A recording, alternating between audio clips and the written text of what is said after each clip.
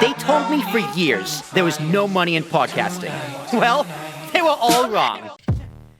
TradeTalks has a wild ride.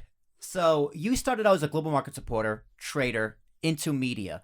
So kind of take me through all that, how you started in like financial media, a reporter, trading, and how'd you get into media? Because you are really damn good at it. So I don't know how you go from like a trading like on the mid, like Chris Dearborn on his desk, to I'm Joe Malandrino, welcome to Nasdaq Trade Talks, and boom. So take me through that road. It's like you evolve as you learn the podcast industry. So I started off in trading in 1998 on the institutional equity trading desk. And the last desk I was on, they shut down the equity division in its entirety going into the financial crisis. So seeing that the industry was evolving, I decided to make a career shift.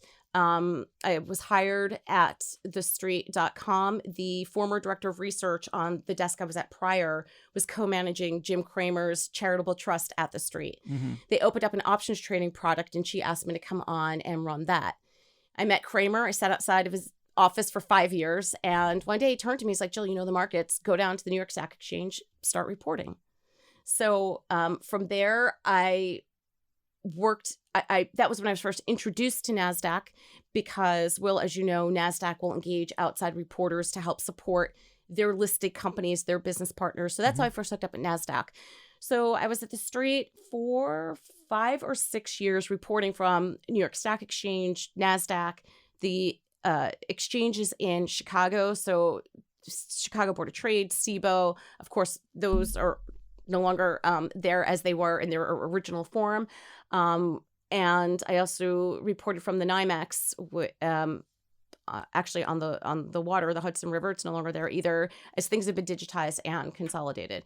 So after the Street, I went to the Voice of America, which is actually the State Department is the one that owns it, if you will.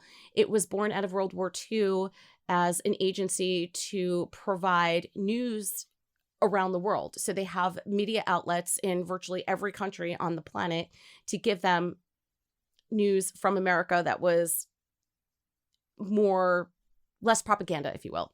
So I reported on U.S. markets and African markets, and I loved reporting on African markets. And I hope to extend our coverage from a fintech perspective onto the continent. And it really was self-taught. I did not have any formal broadcast training.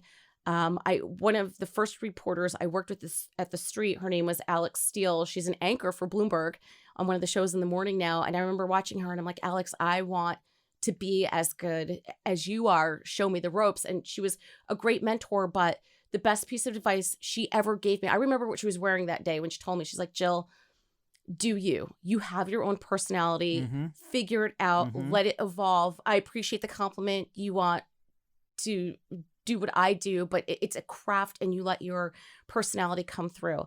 So if you think about anchors and reporters that I either try to emulate or pick up tips from, so not only am I listening to the financial news, but I'm also watching their style.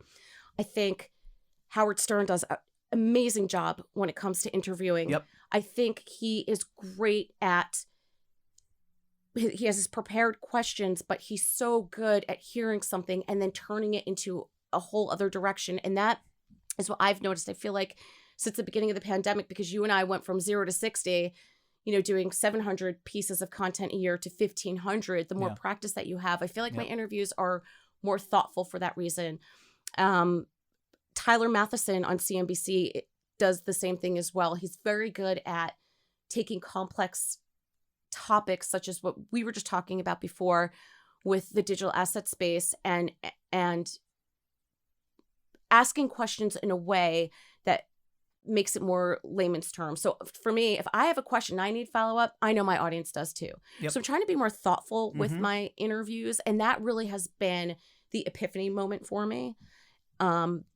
And those are the type of styles that I try to emulate.